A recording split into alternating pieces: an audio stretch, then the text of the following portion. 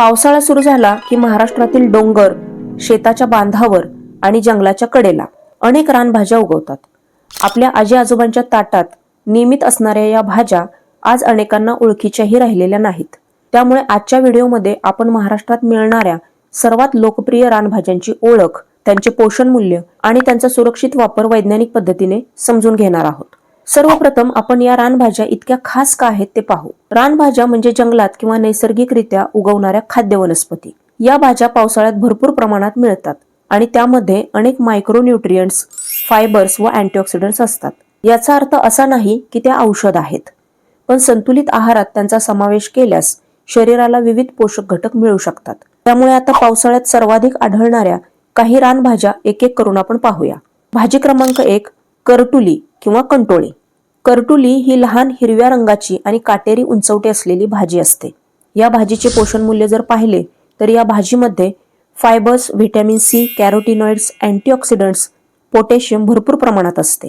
या भाजीचे फायदे असे की ही भाजी पचनक्रियेला मदत करते. या भाजीतून शरीराला भरपूर अँटीऑक्सिडंट्स मिळतात आणि ही भाजी संतुलित आहाराचा एक भाग म्हणून उपयुक्त आहे.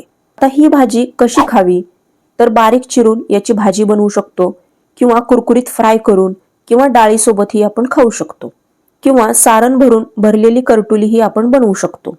ही भाजी किती खावी? आठवड्यातून 1 ते 2 वेळा भाजीच्या स्वरूपात आपण ही भाजी खाऊ शकतो. भाजी क्रमांक 2, तेरडा. लालसर किंवा हिरवट देठ आणि लहान पाने असलेली ही भाजी पावसाळ्यात मोठ्या प्रमाणात आढळते. या भाजीच्या पोषण मूल्याचा विचार केला तर तेरडा या भाजीमध्ये फायबर्स आणि अँटीऑक्सिडंट्स तसेच काही प्रमाणात मिनरल्सही आढळतात. या भाजीचे फायदे जर आपण पाहिले तर ही भाजी आहारात विविधता आणते.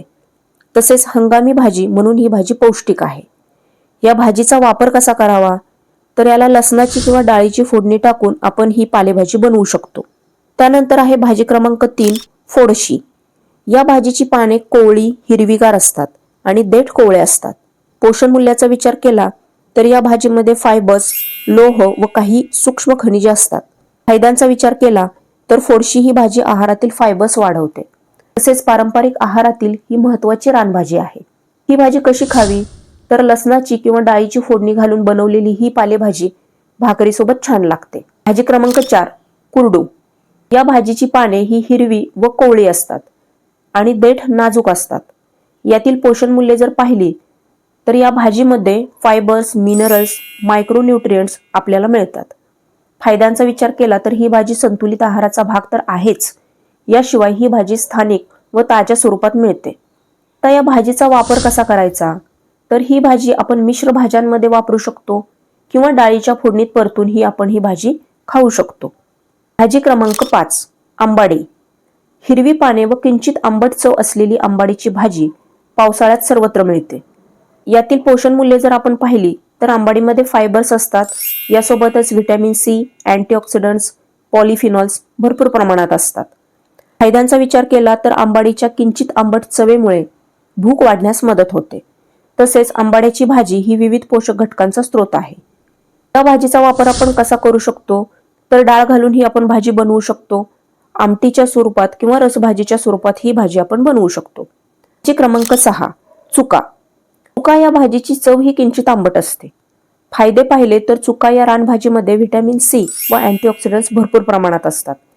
मात्र या भाजीच्या बाबतीत एक टीप अशी की ज्या लोकांना किडनी स्टोनचा त्रास आहे अशा लोकांनी ही भाजी जास्त प्रमाणात खाणे टाळा. भाजी क्रमांक 7, घोळ. या भाजीची पाने ही बारीक, मऊ, हिरवीगार असतात. या भाजीचे फायदे असे की या भाजीमध्ये विविध मायक्रोन्यूट्रिएंट्स असतात. भरपूर प्रमाणात फायबर्सही असतात. तर या झाल्या महत्त्वाच्या व पावसाळ्यात मुबलक प्रमाणात सापडणाऱ्या रानभाज्या. आता या रानभाज्या खाण्यापूर्वी एक महत्त्वाचा प्रश्न असा की या रानभाज्या कशा ओळखाव्यात. पहिली गोष्ट म्हणजे 100% ओळख असलेलीच भाजी घ्या, कारण दिसायला सारख्या अनेक वनस्पती असतात. शंका असेल तर भाजी खाऊ नका, कारण ते आरोग्यासाठी धोकादायक ठरू शकते. दुसरी गोष्ट, रानभाज्या स्वच्छ ठिकाणाहून घ्या. रस्त्याच्या कडेला किंवा प्रदूषित भागातील रानभाज्या टाळा. स्थानिक बाजार किंवा विश्वासार्ह विक्रेता निवडा. तिसरी गोष्ट, रानभाज्या स्वच्छ धुणे. कमीत कमी 2 ते 3 वेळा स्वच्छ धुवा. त्यामुळे माती, कीटक, सूक्ष्मजीव दूर होतील. आणि चौथी गोष्ट म्हणजे रानभाज्या कच्च्या खाऊ नका. बहुतेक रानभाज्या शिजवूनच खाणे योग्य असते. शिजवल्याने काही नैसर्गिक इरिटंट्सही कमी होतात. आता ह्या रानभाज्या किती प्रमाणात खाव्यात? तर सामान्यतः आठवड्यातून 2 ते 4 वेळा खाऊ शकतो. प्रत्येक वेळी 1 वाटी शिजवलेली भाजी हे प्रमाण बहुतेक निरोगी प्रौढांसाठी योग्य ठरू शकते. लहान मुले, गर्भवती महिला किंवा विशिष्ट आरोग्य समस्या असलेल्या व्यक्तींनी वैद्यकीय सल्ला घेणे चांगले. त्यामुळे पावसाळ्यात मिळणाऱ्या करटुली, तेरडा, फोडशी, कुरडू, आंबाडी, चुका, घोळ यासारख्या रानभाज्या आपल्या पारंपरिक आहाराचा अमूल्य भाग आहेत. या भाज्या चव देतात, आहारात विविधता आणतात, फायबर्स व सूक्ष्म पोषक द्रव्येही पुरवतात. मात्र योग्य ओळख, स्वच्छता आणि संतुलित प्रमाण या 3 गोष्टी नेहमी लक्षात ठेवा.